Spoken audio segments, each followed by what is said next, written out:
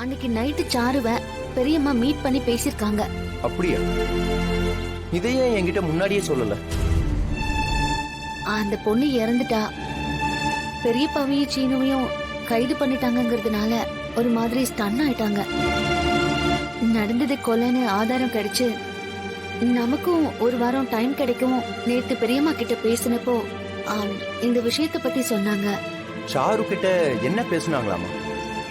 அன்னைக்கு நான் அவளுக்கு நல்ல புத்தி சொன்னேன்.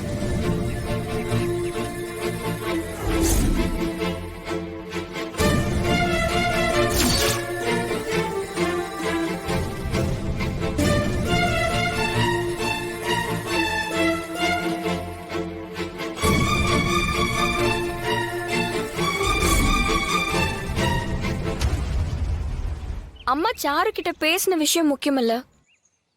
அம்மா அவளை பார்க்க போனப்ப சாரு யார்கிட்டயோ போன்ல பேசிட்டு இருந்திருக்கா. அம்மாவை பார்த்ததும் டக்குன்னு போனை கீழே வச்சுட்டாளாம். யாருன்னு கேட்டதுக்கு அவ அப்பா கிட்ட பேசினதா சொல்லிருக்கா. அவங்க அப்பா கிட்ட தான் பேசுனாங்கன்னு தெரியுமா? இல்ல, எனக்கு உறுதியா தெரியல. மாயா, நீங்க என்ன நினைக்கிறீங்க? சாருவோட அப்பாவா இல்லாம அது சாருவோட சாவுக்கு காரணமானவங்களா இருக்கலாம்னு எனக்கு சந்தேகமா இருக்கு. அப்படி யாரையாவது நீங்க சந்தேகப்படுறீங்களா? புவனேஸ்வரி.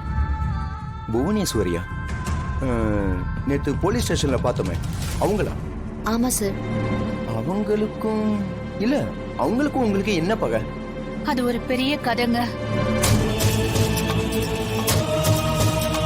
என் கணவருக்கும் புவனேஸ்வரிக்கும் தான் திருமணம் நடக்க இருந்துச்சு. ஆனா சந்தர்ப்ப சூழ்நிலையாலையும் தவிர்க்க முடியாத காரணங்களாலையும் அவர் என்ன திருமணம் முடிக்க வேண்டிய கட்டாயம் வந்துருச்சு. அதுல இருந்து அவ எங்க குடும்பத்து மேல தீராத பகையோட இருக்கா.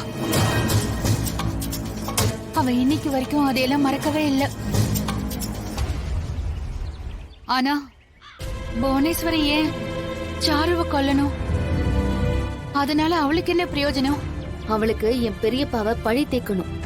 ஏற்கனவே அவர் மேல பகை இருக்கு. ஒரு தடவை பஞ்சாயத்துல அவளை இவங்க கால்ல விழ வச்சாரு. அந்த ஆத்திரம் கண்டிப்பா அவளுக்கு இருக்கும். தனாவ பேட்மிண்டன் மேட்ச்ல தோக்கடிச்சு பெரியப்பாவை தலைவர் பதவியில இருந்து இறக்கணும்னு நினைச்சா. அதுலயும் அவ சந்திச்சது ஃபெயிலியர் தான். சாரு சீனுவ கல்யாணம் பண்ணிட்டு நம்ம வீட்டுக்கு வந்தா அவளை வச்சு நிச்சயமா ஒரு பிளே பண்ணலான்னு ஒரு கணக்கு போட்டிருப்பா. நீங்க புத்தி சொல்லவும் புவனேஸ்வரி தான் இந்த முடிவை மாத்திருக்கணும்.